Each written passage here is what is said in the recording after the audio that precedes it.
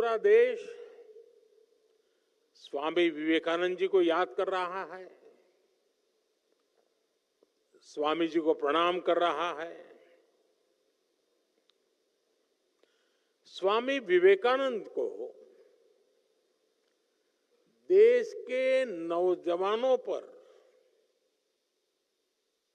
बहुत भरोसा था। स्वामी जी कहते थे, मेरा विश्वास युवा पीढ़ी में है, नई पीढ़ी में है।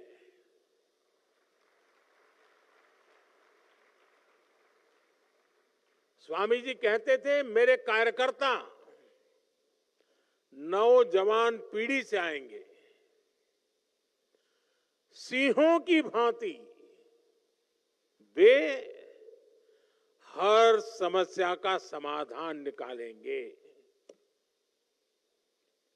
और जैसे विवेकानंद जी का आप पर भरोसा था, मेरा विवेकानंद जी पर भरोसा है।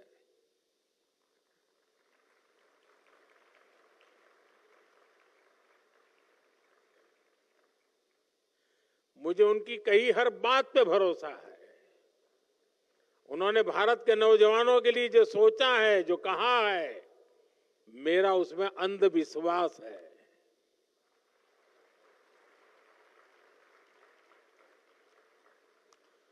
वाकई आज अगर स्वामी विवेकानंद जी सशरीर हमारे बीच होते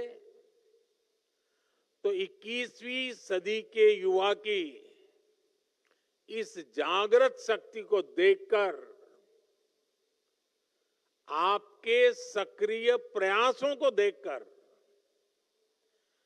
वो भारत में एक नया विश्वास भर देते, नई ऊर्जा भर देते और नए सपनों के बीज बो देते।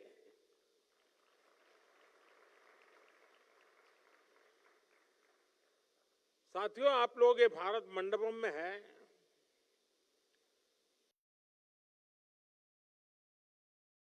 समय का चक्र देखिए। इसी भारत मंडपम में दुनिया के दिग्गज इकट्ठे हुए थे।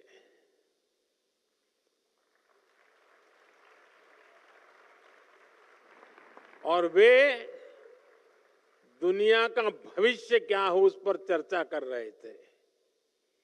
ये मेरा सौभाग्य है, उसी भारत मंडपम में मेरे देश के नौजवान भारत के अगले 25 साल कैसे होंगे, इसका रोडमैप बना रहे हैं।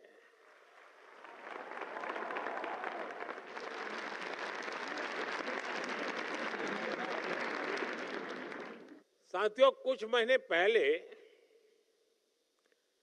मैं अपने निवास पर कुछ युवा खिलाड़ियों से मिला था और मैं उनसे गप्पे सप्पे कर रहा था, बातें कर रहा था। तो एक खिलाड़ी ने खड़े होकर के कहा कि मोदी जी, दुनिया के लिए आप भले प्रधानमंत्री होंगे, पीएम होंगे, लेकिन हमारे लिए तो पीएम का मतलब है परम मित्र।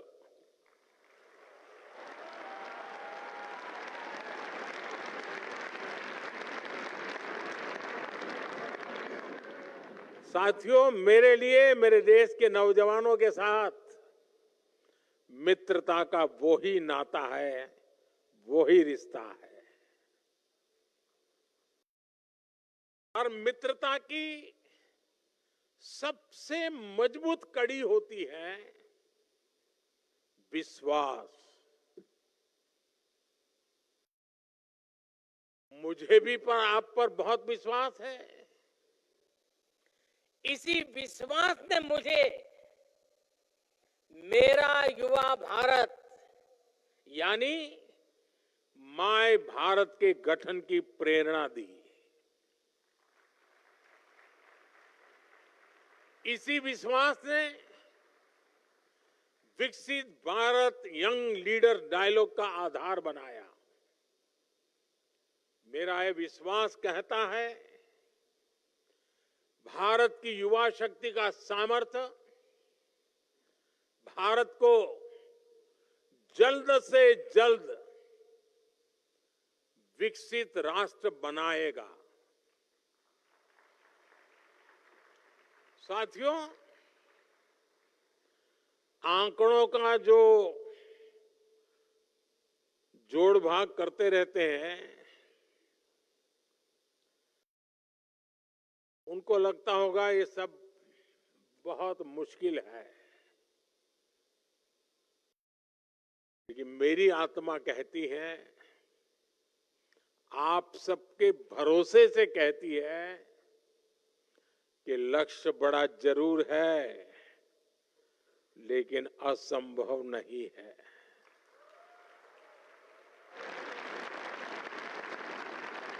जब करोड़ों युवाओं की भुजाएं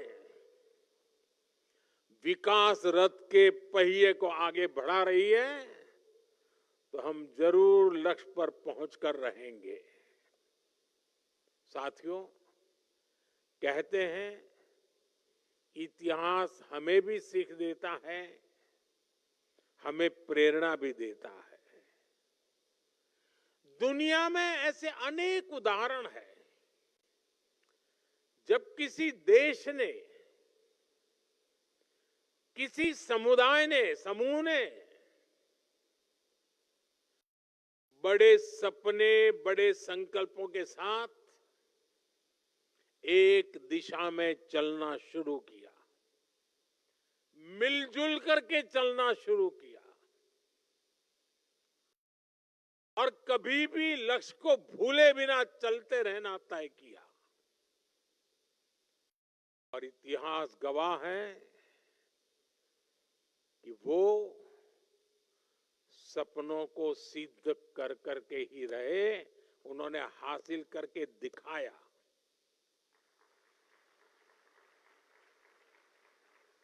आप में से बहुत लोग जानते होंगे, 1930 के दशक में, यानी करीब 100 साल पहले,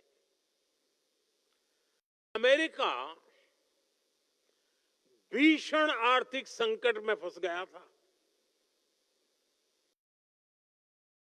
अब अमेरिका की जनता ने ठाना कि हमें इससे बाहर निकलना है और तेज गति से आगे बढ़ना है। उन्होंने न्यू डील, उसका रास्ता चुना और अमेरिका न सिर्फ उस संकट से निकला, बल्कि उसने विकास की रफ्तार को कई गुना तेज करके दिखाया।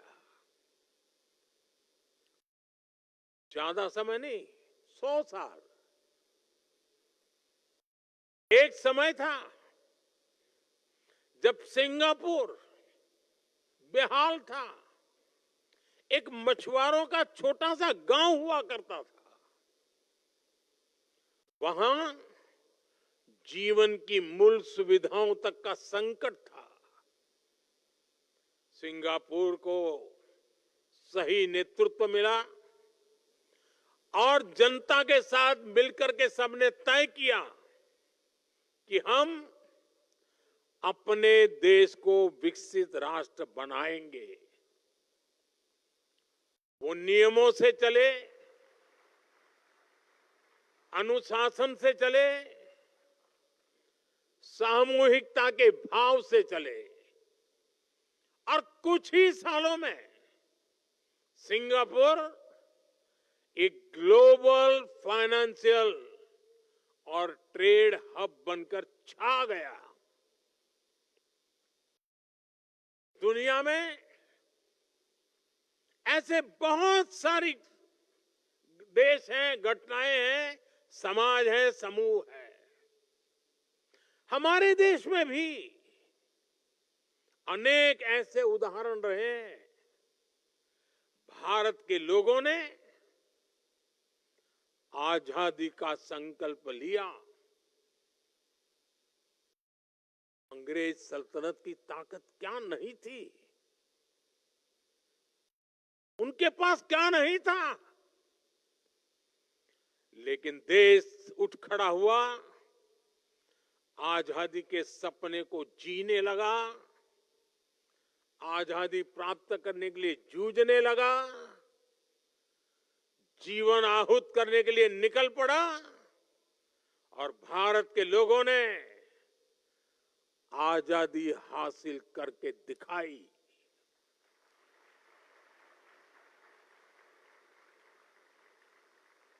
आजादी के बाद देश में अनाज का संकट का समय था। देश के किसानों ने संकल्प लिया और भारत को खाद्यान्न के संकट से मुक्त करके दिखाया। जब आपका जन्म भी नहीं हुआ होगा तब पीएल 480 उस नाम से गेहूं आया करते थे और गेहूं पहुंचाना यही बड़ा काम हुआ करता था। हम उस संकट से निकल गए। बड़े सपने देखना, बड़े संकल्प लेना और उन्हें तय समय में पूरा करना असंभव नहीं है। किसी भी देश को आगे बढ़ने के लिए बड़े लक्ष्य तय करने ही होते हैं। जो ये सोच करके बैठे रहते हैं, अरे छोड़ो यार, होता रहता है, अरे चलो भाई ऐसे ही चलता रहेगा, अरे क्या जरूरत है यार, लोग कोई भूखे थोड़े मरते हैं, चलता है ना, चलने दो।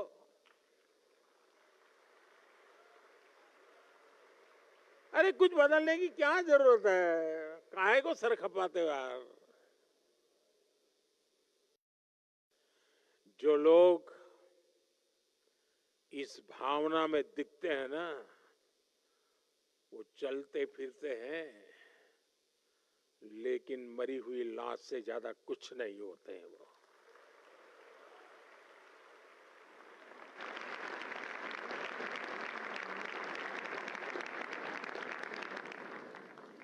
बिना लक्ष्य के जीवन नहीं हो सकता है। कभी कभी तो मुझे लगता है अगर जीवन की कोई जड़ी बूटी होती है तो लक्ष्य होता है, जो जीवन जीने की ताकत भी देता है।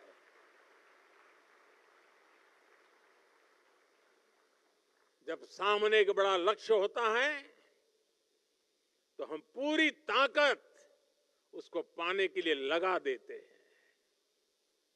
और आज का भारत यही कर रहा है।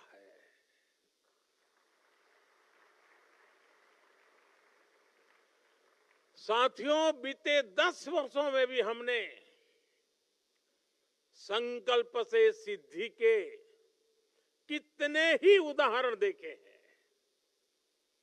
हम भारतीयों ने तय किया कि हमें खुले में शौच से मुक्त होना है। सिर्फ 60 महीने में ही 60 करोड़ देशवासियों ने खुद को खुले में शौच से मुक्त कर दिया।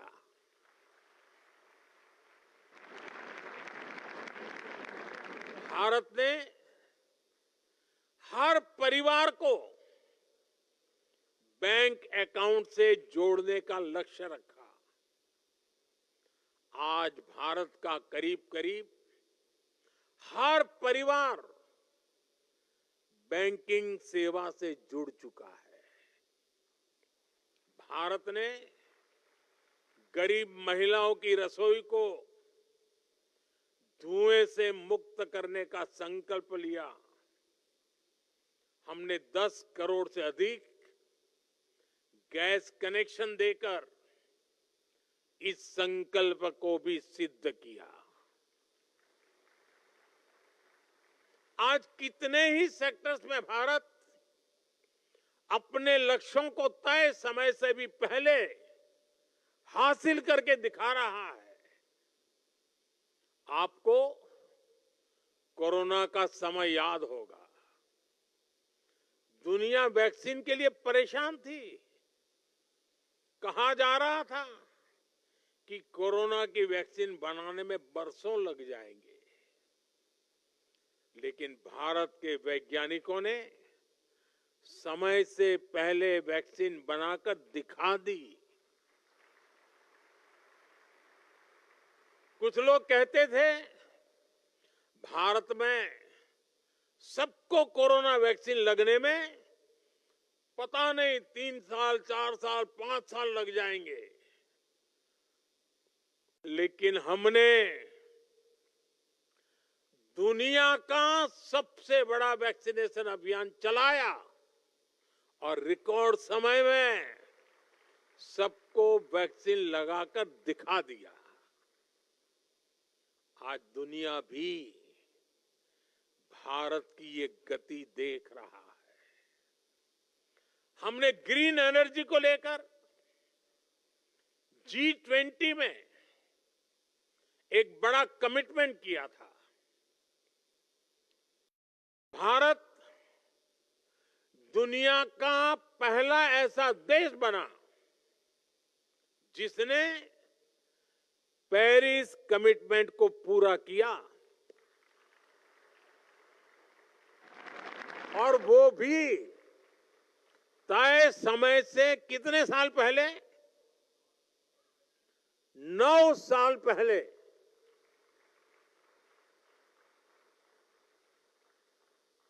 अब भारत ने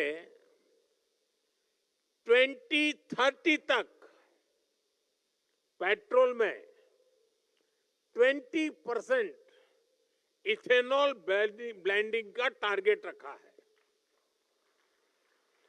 इस टारगेट को भी हम 2030 के पहले, शायद आने वाले बहुत कम समय में, उसको हासिल करने वाले हैं। भारत की ऐसी हर सफलता संकल्प से सिद्धि का ऐसा हर उदाहरण हम सबके लिए प्रेरणा है।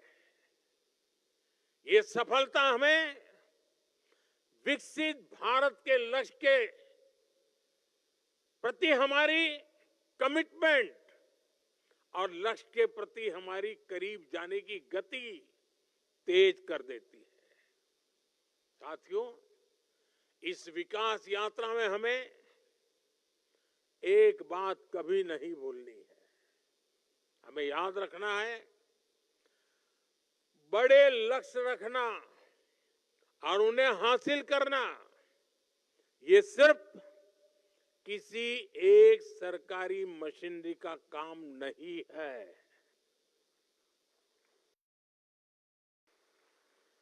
बड़े लक्ष्य की प्राप्ति के लिए राष्ट्र के हर नागरिक का जुटना बहुत जरूरी है,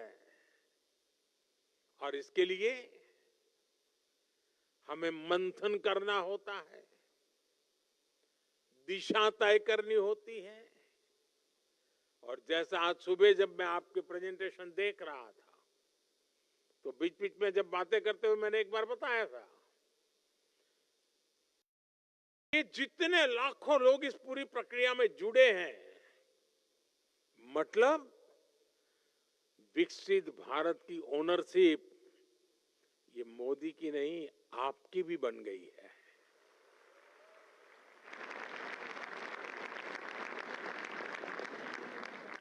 विकसित भारत यंग लीडर्स डायलॉग मंथन की इस प्रक्रिया का ही एक उत्तम उदाहरण है। ये ऐसा प्रयास है जिसे आप नौजवानों ने नेतृत्व दिया है। जिन युवाओं ने क्विज कंपटीशन में हिस्सा लिया, जिन्होंने ऐसे कंपटीशन में हिस्सा लिया, जो अभी इस कार्यक्रम से जुड़े हैं, आप सभी ने एक ओनरशिप ली, विकसित भारत के लक्ष्य की ओनरशिप। इसकी झलक उस ऐसे बुक में भी दिखती है जिसे अभी यहां लॉन्च किया गया है। इसकी झलक अभी मैंने जो 10 प्रेजेंटेशन देखे उसमें भी नजर आती है। ये प्रेजेंटेशन वाकई अद्भुत है। मन गर्व से भर जाता है कि मेरा देश का नौजवान सोचने में कितना तेज गति से आगे जा रहा है। इससे पता चलता है कि देश के समक्ष मौजूद चुनौतियों को समझने का आपका दायरा कितना व्यापक है। आपके सॉल्यूशंस में ग्राउंड रियलिटी है, ग्राउंड एक्सपीरियंस है। आपकी हर बात में मिट्टी की महक है।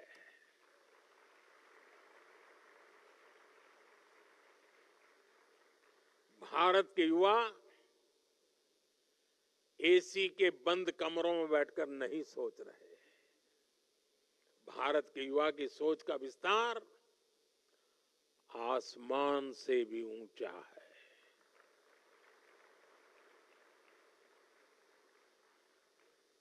मैं कल रात को, आप में से कुछ लोगों ने जो मुझे वीडियो भेजे होंगे, ऐसे ही मैं देख रहा था। जिनके साथ आप सीधी चर्चा में शामिल हुए, उन अलग अलग एक्सपर्ट्स की आपके बारे में राय सुन रहा हूं। मंत्रियों से बातचीत में, पॉलिसी से जुड़े लोगों से बातचीत में, विकसित भारत के प्रति आपकी इच्छा शक्ति मैं उन चीजों में महसूस करता था। यंग लीडर डायलॉग की इस पूरी प्रक्रिया से मंथन के बाद जो सुझाव निकले, भारत के युवाओं के जो आइडियाज अब देश की नीतियों का हिस्सा बनेंगे, विकसित भारत को दिशा देंगे। मैं देश के युवाओं को इसके लिए बहुत बहुत बधाई देता हूं। साथियों, मैंने लाल किले से 1 लाख नए युवाओं को राजनीति में लाने की बात कही है। अपने सुझावों को लागू करने के लिए राजनीति भी बहुत शानदार माध्यम हो सकती है। मुझे विश्वास है आप में से ही अनेकों नौजवान राजनीति में भागीदारी के लिए भी आगे आएंगे। साथियों, आज आपसे बात करते हुए मैं विकसित भारत की एक भव्य तस्वीर भी देख रहा हूं। विकसित भारत में हम क्या देखना चाहते हैं, कैसा भारत देखना चाहते हैं। विकसित भारत यानी जो आर्थिक, सामरिक, सामाजिक और सांस्कृतिक रूप से सशक्त होगा, जहां इकोनॉमी भी बुलंद होगी और इकोलॉजी भी समृद्ध होगी, जहां अच्छी पढ़ाई, अच्छी कमाई के ज्यादा से ज्यादा अवसर होंगे, जहां दुनिया की सबसे बड़ी युवा स्किल्ड मैन पावर होगी, जहां युवाओं के पास अपने सपने पूरा करने के लिए खुला आसमान होगा। लेकिन साथियों, क्या हम सिर्फ बोलने से ही विकसित हो जाएंगे? क्या लगता है? वरना शुरू कर देंगे घर जाके माला, विकसित भारत, विकसित भारत, विकसित भारत है। जब हमारे हर फैसले की कसौटी एक ही होगी, हर फैसले की कसौटी क्या? विकसित भारत। जब हमारे हर कदम की दिशा एक ही होगी, क्या क्या? जब हमारी नीति की भावना एक ही होगी, क्या? तो दुनिया की कोई भी शक्ति हमें विकसित होने से नहीं रोक पाएगी। हर देश के इतिहास में एक समय आता है जब वो क्वांटम जंप ले सकता है। भारत के लिए ये मौका अभी है। और मैंने बहुत पहले लाल किले से मेरे दिल की एक आवाज निकली थी और मैंने कहा था, यही समय है, सही समय है।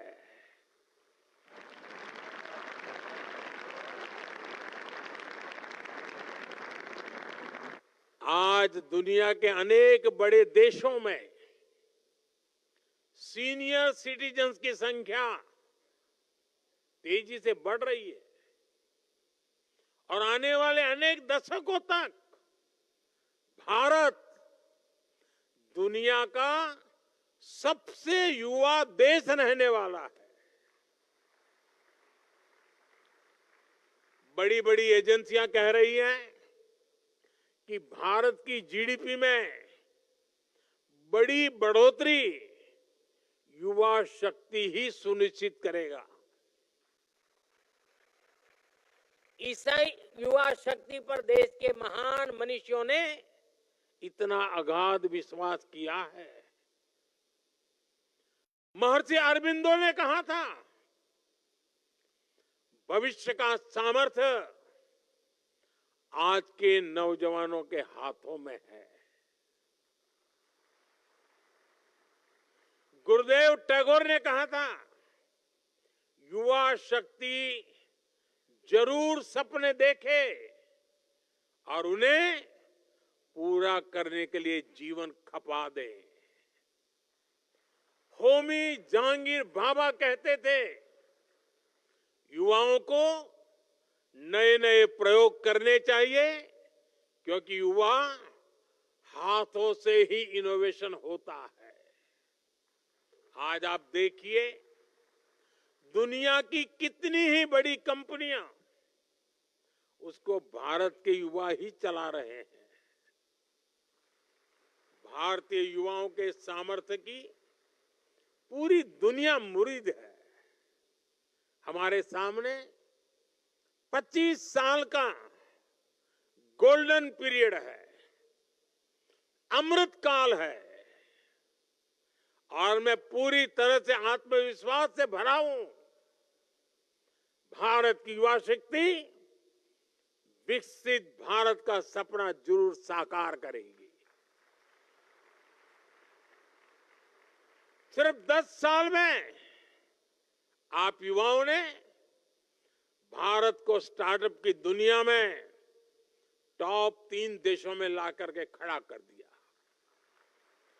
20 से 10 साल में आप युवाओं ने भारत को मैन्युफैक्चरिंग में इतना आगे पहुंचा दिया। सिर्फ 10 साल में आप युवाओं ने डिजिटल इंडिया का परचम पूरी दुनिया में लहरा दिया। सिर्फ 10 साल में आप युवाओं ने भारत को स्पोर्ट्स की दुनिया में कहां से कहां पहुंचा दिया। मेरे भारत का युवा जब हर असंभव को संभव कर रहा है तो विकसित भारत भी जरूर संभव कर दिखाएगा। साथियों, हमारी सरकार भी आज के युवाओं का सामर्थ्य बढ़ाने के लिए पूरी शक्ति से जुटी है। आज भारत में हर सप्ताह एक नई यूनिवर्सिटी बन रही है।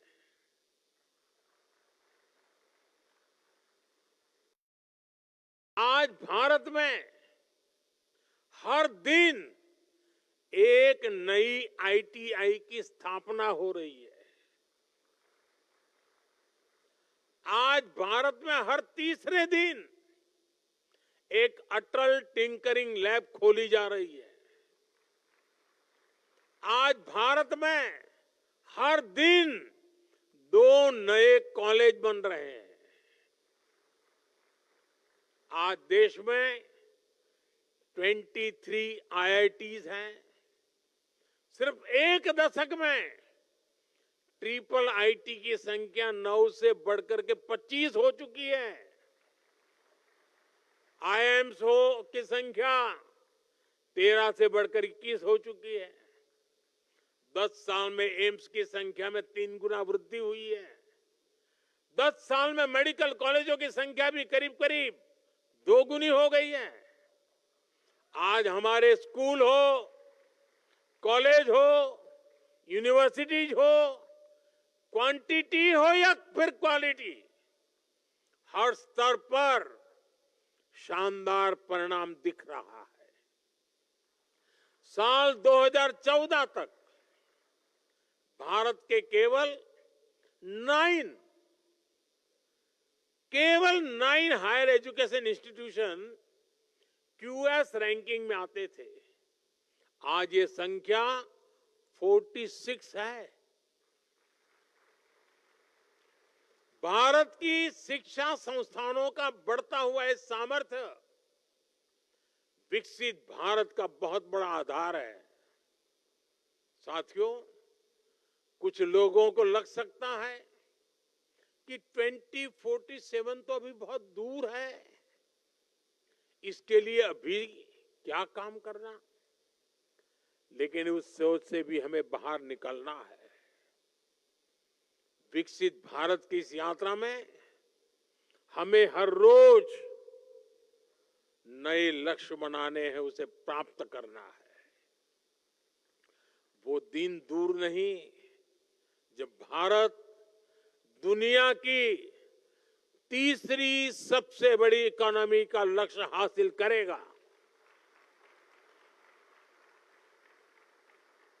बीते 10 वर्षों में देश ने 25 करोड़ लोगों को गरीबी से बाहर निकाला। जिस रफ्तार से हम चल रहे हैं तो वो दिन भी दूर नहीं है जब पूरा भारत गरीबी से मुक्त होगा।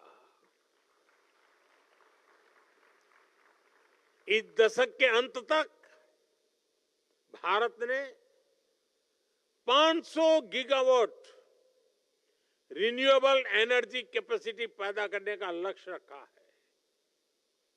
हमारी railway net zero carbon emission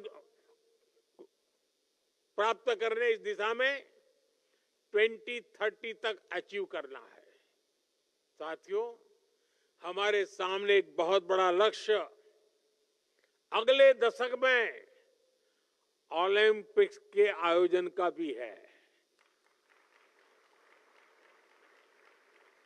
इसके लिए देश जी जान से जुटा हुआ है। स्पेस पावर के रूप में भी भारत अपने कदम तेजी से आगे बढ़ा रहा है। हमें 2035 तक स्पेस में अपना स्टेशन स्थापित करना है। दुनिया ने चंद्रयान की सफलता देखी, अब गगनयान की तैयारी जोरों पर है। लेकिन हमें उससे भी आगे का सोचना है। हमें अपने चंद्रयान पर सवार करके किसी भारतीय को चांद पर लैंड करवाना है। ऐसे अनेक लक्ष्यों को पाते हुए ही हम 2047 तक विकसित भारत का लक्ष्य हासिल कर पाएंगे। साथियों, जब हम बढ़ती हुई इकोनॉमी के आंकड़े की बात करते हैं कुछ लोग सोचते हैं इससे हमारे जीवन पर क्या प्रभाव पड़ेगा। सच्चाई ये है कि जब इकोनॉमी बढ़ती है तो जीवन के हर स्तर पर उसका सकारात्मक प्रभाव पड़ता है। इस सदी के पहले दशक में भारत $1 ट्रिलियन की इकोनॉमी बना। मैं 21वीं सेंचुरी का फर्स्ट 10 ईयर की बात कर रहा हूं। तब इकोनॉमी की साइज छोटी थी, इसलिए तब भारत का खेती का बजट कुछ हजार करोड़ रुपए था। भारत का इंफ्रास्ट्रक्चर बजट 1 लाख करोड़ रुपए से भी कम था। और उस समय देश की क्या स्थिति थी? उस समय ज्यादातर गांव सड़कों से वंचित थे, बिजली से वंचित थे, नेशनल हाईवे और रेलवे की स्थिति बहुत खराब थी। बिजली, पानी जैसी बुनियादी सुविधाओं से भारत का बहुत बड़ा हिस्सा वंचित था। साथियों, इसके कुछ समय बाद भारत $2 ट्रिलियन की इकोनॉमी बना। तब भारत का इंफ्रास्ट्रक्चर बजट 2 लाख करोड़ रुपए से भी कम था। लेकिन रोड, रेल, एयरपोर्ट, नहरें, गरीबों के घर, स्कूल, अस्पताल, ये सब पहले के मुकाबले कुछ ज्यादा होने लगे। फिर इसके बाद भारत तेजी से $3 ट्रिलियन का इकोनॉमी बना। नतीजा ये हुआ कि एयरपोर्ट की संख्या 2 गुनी हो गई। देश में वंदे भारत जैसे आधुनिक ट्रेनें चलने लगी। बुलेट ट्रेन का सपना जमीन पर उतरने लगा। भारत ने दुनिया में सबसे तेज गति से 5G का रोल आउट किया। देश की हजारों ग्राम पंचायतों तक ब्रॉडबैंड इंटरनेट पहुंचने लगा। 3 लाख से अधिक गांवों तक सड़कें पहुंच गई। नौजवानों को 23 लाख करोड़ रुपए का बिना गारंटी वाला मुद्रा लोन दिया। मुफ्त इलाज देने की दुनिया की सबसे बड़ी योजना आयुष्मान भारत शुरू की गई। किसानों के बैंक खाते में हर वर्ष हजारों करोड़ रुपए सीधे जमा करने की योजना शुरू हुई। गरीबों के लिए 4 करोड़ पक्के घर बनाए गए। यानी अर्थव्यवस्था जितनी बड़ी होती गई, उतना ही ज्यादा विकास के कार्यों ने गति पकड़ी, उतने ही ज्यादा अवसर बनने लगे। हर सेक्टर में समाज के हर वर्ग उसके लिए खर्च करने की देश की क्षमता उतनी ही बढ़ी। साथियों, आज भारत करीब करीब $4 ट्रिलियन इकोनॉमी है। इससे भारत का सामर्थ्य भी कई गुना बढ़ गया है। 2014 में जितना इंफ्रास्ट्रक्चर का पूरा बजट था, जितने पैसे में रेल, रोड, एयरपोर्ट सब बनाए जाते थे, उससे कहीं अधिक पैसे आज भारत सिर्फ रेलवे पे खर्च कर रही है। आज भारत का इंफ्रास्ट्रक्चर बजट 10 साल पहले की तुलना में करीब 6 गुना अधिक है। 11 लाख करोड़ से ज्यादा है। और इसका परिणाम आज आप भारत के बदलते हुए लैंडस्केप में देख रहे हैं। ये भारत मंडपम भी इसका एक खूबसूरत उदाहरण है।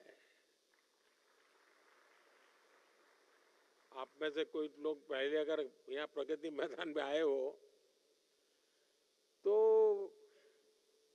मेले लगते थे बीच में, और देश भर के लोग यहाँ आते थे। टेंट बना करके काम चलता था। आज ये सब संभव हुआ। साथियों, अब हम यहां से बहुत तेज गति से $5 ट्रिलियन इकोनॉमी के पड़ाव की तरफ बढ़ रहे हैं। आप सोचिए, जब हम 5 ट्रिलियन तक पहुंचेंगे तो विकास की स्केल कितनी बड़ी होगी, सुविधाओं का विस्तार कितना ज्यादा होगा। भारत अब इतने पर ही नहीं रुकने वाला। अगले दशक की समाप्ति होते होते भारत $10 ट्रिलियन के पड़ाव को भी पार कर जाएगा। आप कल्पना कीजिए, इससे बढ़ती हुई इकोनॉमी में जब आपका कैरियर आगे बढ़ेगा तो कितने सारे अवसर आपके लिए होंगे। आप जरा कल्पना कीजिए, 2047 में आप किस उम्र के होंगे, आप अपने परिवार की किन व्यवस्थाओं की चिंता में होंगे। आप कल्पना कीजिए 2047 में जब आप 40-50 के आसपास होंगे, जीवन के एक महत्वपूर्ण पड़ाव पर होंगे और देश विकसित हुआ होगा, तो उसके सबसे ज्यादा फायदा किसको मिलेगा? किसको मिलेगा? आज जो नौजवान है, सर्वाधिक फायदा उनको ही मिलने वाला है।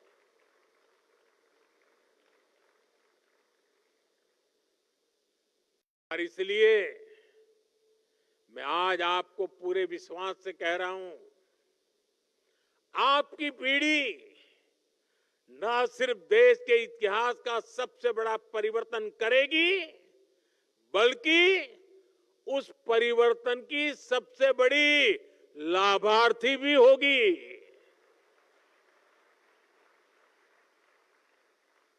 बस इस यात्रा में हमें एक जरूरी बात याद रखनी है, हमें कंफर्ट जोन की आदत से बचना है।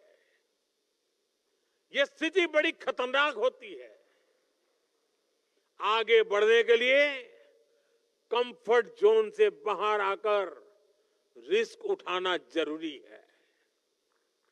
इस यंग लीडर्स डायलॉग में भी युवा अपने कंफर्ट जोन से बाहर निकले, तभी यहां पर भी पहुंचे।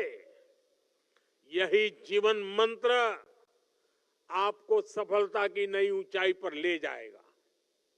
साथियों, भारत के भविष्य का रोड मैप तय करने में आज का ये आयोजन विकसित भारत यंग लीडर्स डायलॉग बहुत बड़ी भूमिका निभाएगा। जिस ऊर्जा, जिस उत्साह, जिस लगन के साथ आपने इस संकल्प को अपनाया है, वो वाकई अद्भुत है। विकसित भारत के लिए आपके विचार निश्चित रूप से बहुमूल्य है, उत्तम है, सर्वश्रेष्ठ है। अब आपको इन विचारों को देश के कोने कोने तक लेकर के जाना है। देश के हर जिले में, हर गांव, गली, मोहल्ले में विकसित भारत के इन विचारों से दूसरे नौजवानों को भी जोड़ना है। इस स्पिरिट को लेकर जाना है। हम 2047 तक भारत को विकसित राष्ट्र बनाकर रहेंगे। इसी संकल्प के साथ हमें जीना है, हमें खुद को खपा देना है। साथियों, एक बार फिर भारत के सभी युवाओं को राष्ट्रीय युवा दिवस की मैं बहुत बहुत शुभकामनाएं देता हूं और इस संकल्प को सिद्धि में बदलने के लिए आप सबके अविरत पुरुषार्थ के लिए सिद्धि प्राप्त करने तक चैन से नहीं बैठेंगे। इस महत्वपूर्ण शपथ को लेकर के आप आगे बढ़े। मेरी शुभकामनाएं आपके साथ हैं। मेरे साथ बोले, भारत माता की, भारत माता की, भारत माता की, वंदे वंदे वंदे। वंदे वंदे वंदे वंदे वंदे वंदे वंदे वंदे वंदे। बहुत बहुत धन्यवाद। माननीय प्रधानमंत्री जी, दिल की गहराइयों से आपका धन्यवाद करना चाहूंगी। आपके प्रेरणादायक विचारों ने हमें आगे बढ़ने की ऊर्जा दी है। आदरणीय प्रधान अभिभावक महोदय, आज वाकई आपने हमें विकसित भारत के अपने विजन और मिशन को संकल्प से सिद्धि में बदलने की प्रेरणा दी है। संपूर्ण युवा भारत की ओर से हम आपका कोटि कोटि आभार व्यक्त करते हैं।